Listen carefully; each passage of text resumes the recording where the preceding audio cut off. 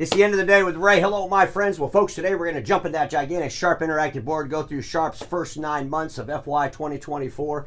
Before I get into the numbers, I want to do a big shout out and thank you to the Sharp leadership team for inviting me to the Roadshow, which was held right outside Chicago. I want to share some thoughts on that Roadshow, and then we'll get into the numbers. But before I do any of that, I got to hang up the badge. I got to put the badge in my badge collection. You know, Sharp gave some bling out when you checked in. This little brick that squeezes, you know, these squeeze things. It says Sharp on one side, it says Foundation of Growth on the other side. And Sharp's meeting was really about the foundation of Sharp and how Sharp can help dealers grow in their marketplace with diversified products. You know, folks, there I was at the meeting, and there was dealer principals, VPs of sales, VPs of service, service tech, sales reps, everybody listening to the Sharp leadership team talk about Sharp the company, talk about the product portfolio. And you know, one of the reasons that I've been a big Sharp fan for a long damn time is because of Sharp's portfolio of products. Because, folks, here's the deal. I mean, the OEM friends of ours, well, they all got a print portfolio, and that's a permission to show up, right? I mean, come on. I mean, hey, I want to sell print equipment into the marketplace. Do you have print equipment? I sure do. Okay, nothing special. But you know what? They all don't have their own notebook product portfolio like Sharp has with Dynabook. They don't have this robust glass portfolio that's all their products like Sharp does. AV products. You know, I think it was in 23 and in 24, I awarded Sharp the Best in Glass. The Best in Glass award from the end of the day with Ray. And I have to tell you, Sharp, I know you've been kind of waiting to hear if you're going to win it again in 2025. Well, guess what? You won it again. Because Sharp does have the best in glass technology in the marketplace. I don't think anybody would dispute that. But Sharp's telling the dealers, there's a lot of talk about diversification. We got the product portfolio to allow you to diversify. I guarantee you, ladies and gentlemen, in those offices, there's no electrical vehicle charging stations next to the water fountain. There isn't.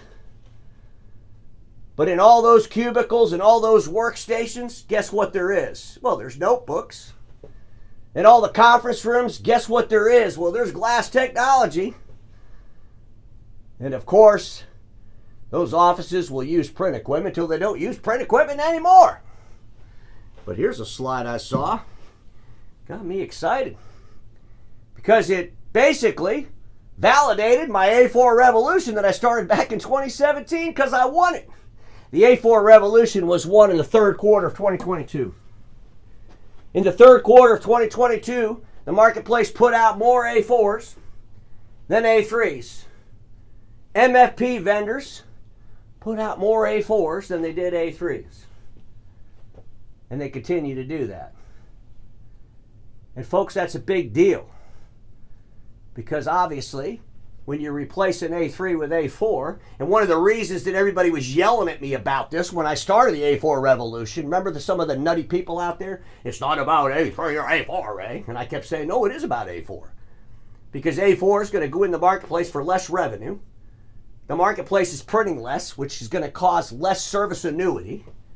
And at the end of the day, the dealers are going to have to do something to combat the declining revenue from the hardware and the declining revenue from the service annuity. And they're going to have to go into the marketplace with a diversification strategy. That's what it was all about. And here we are today. I don't think anybody's going to argue that A3s are more relevant in the marketplace than A4s. Is there still a place for A3? Sure. But not anywhere near like it used to be. Probably the reason the Sharp's coming out, they made a big announcement. They're bringing more A4s into the marketplace, and these A4s are native. This is fantastic. I'm super excited about this. I'm looking forward to seeing what Sharp does with these native products. Maybe they'll OEM them from somebody else. I've been saying for a while now that I believe that Fujifilm could be the manufacturer of all of Sharp's print equipment. That's just my thinking. Sharp's bringing into the marketplace A4s. Are these A4s pretty robust? They sure look like it to me. Could that bring added value to some kind of consolidation in manufacturing? Probably. We all know there's going to be consolidating in manufacturing because there already is going on right in front of us. We just heard the big news where Oki's joining Etra, along with Ricoh and Toshiba Tech. So the manufacturing of print hardware is going to definitely consolidate. No doubt about it.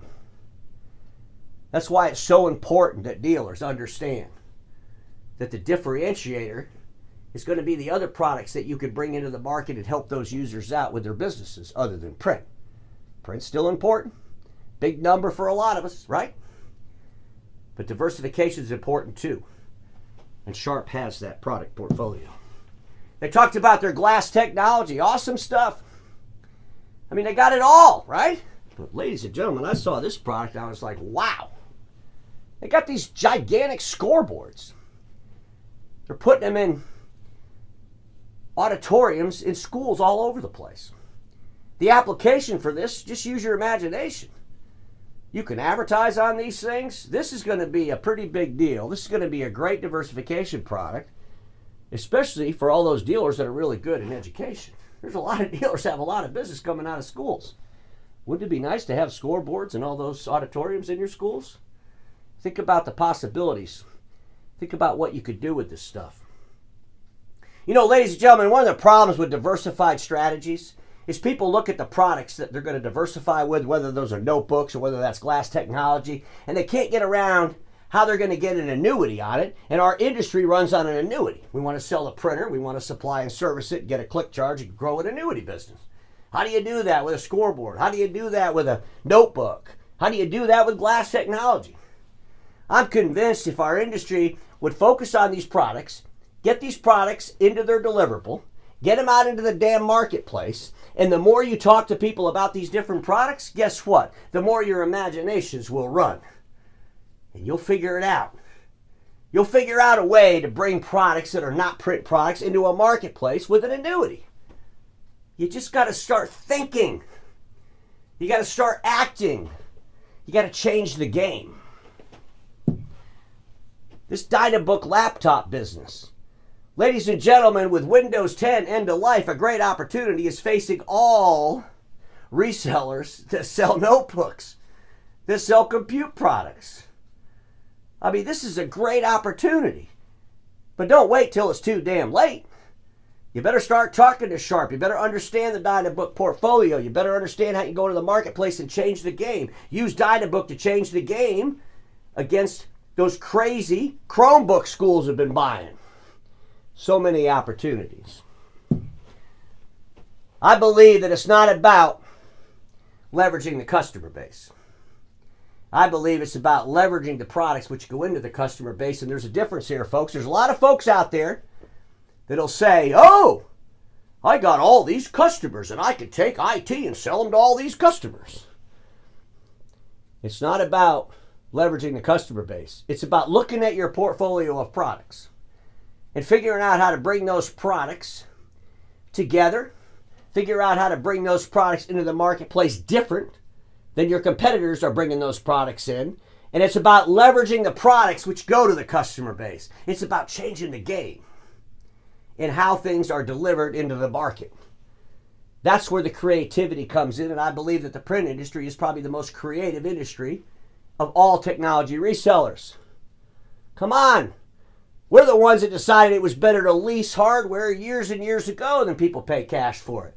We're the ones that figured out how to include supplies in an annuity service contract years ago. And we will be the ones that will figure out how we can put an annuity stream on a notebook, how we can put an annuity stream on glass technology, how we can put an annuity stream on scoreboards in gymnasiums all around the country or all around the world. We can do it. We can innovate. But we have to diversify first. We have to understand these other products. Let's talk about the numbers for the first 9 months. $11 billion in top-line revenue, operating profit of $134.1 million, 1.2%. I'm going to circle it because the circle will be red, because obviously 1.2% is not enough. Sharp knows it. It was in the FY 2023 when Sharp had that huge impairment charge, and that was all around their device business unit, a factory in Japan. I've done the episodes. You've read the articles. That's getting cleaned up a little bit. But I want to focus for a second here in the print space. Within the brand business, they have what they call Smart Office. That's where all those friends of mine live that sell supply and service print equipment. For the first 9 months, it's $3.3 billion in revenue. Had an operating profit of $185 million or 5.7%. Respectable. Their issue is in the display device business unit. $196.2 million operating profit loss. They're cleaning it up. And sooner or later, that will get cleaned up. And Sharp will be in a good place. They're going to put most of their emphasis in the brand business unit, which is Universal Network, Smart Office, and Smart Life. And at the end of the day, ladies and gentlemen, our industry, if you're a manufacturer in the print sector, it's been tough. A lot of these organizations decided they were going to diversify years ago, and they started getting into things that some of these things might have been a little outside their scope. They're starting to have some issues with that. We saw where Canon had $1 billion plus impairment charge in their third quarter. That was huge, right? We see where Canon's talking about maybe they're going to outsource the manufacturing of their small printers and cameras. There's a lot of things going on in the industry, and all the industry's actors have to align reality with their numbers. You're going to see some changes. But I wanted to look at this Smart Office, and I want to do a comparison to Konica Minolta. And I'm not doing this so I could beat up Konica Minolta. I'm doing this because a lot of folks in the marketplace, you know, they think Konica is this big giant company and Sharp's this little one. Well, let me just share some thoughts with you. Sharp Smart Office did $3.3 billion for 9 months. Konica Minolta, for the first 9 months, we all know they have a business unit called Digital Workplace. In the Digital Workplace, Konica has Office and DWDX, 2 different divisions. Office is all the MFP printers outside of production and industrial.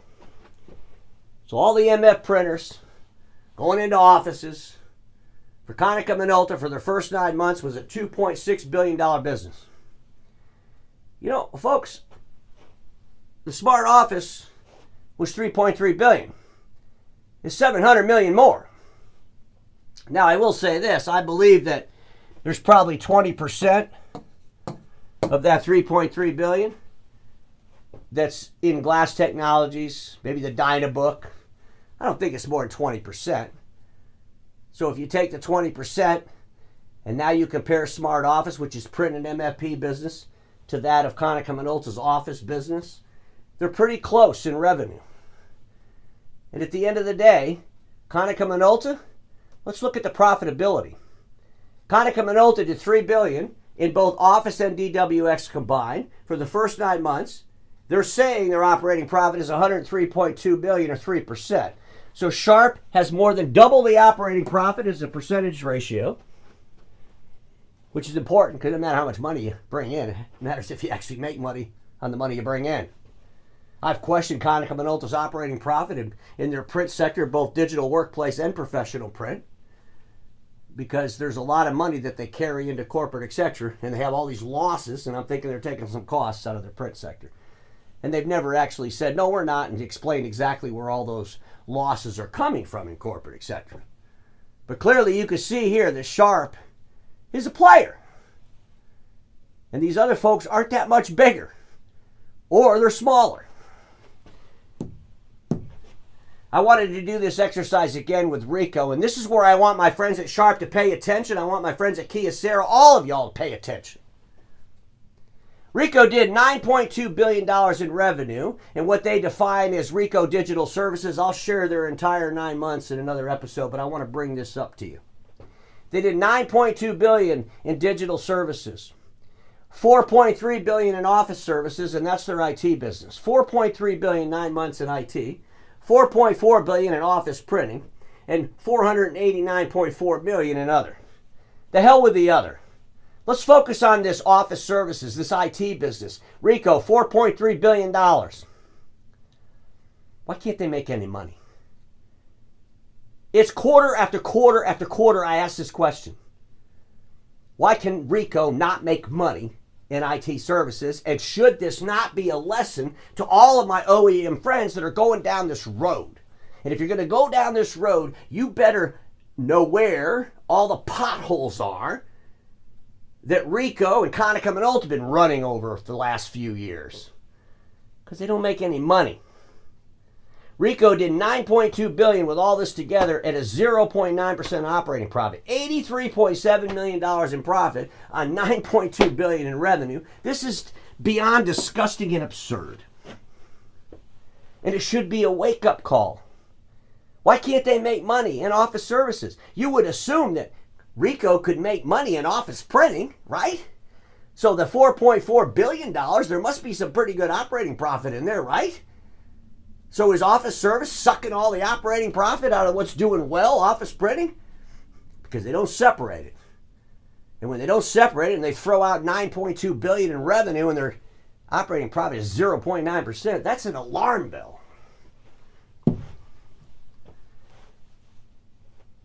Sharp's talking about their factory.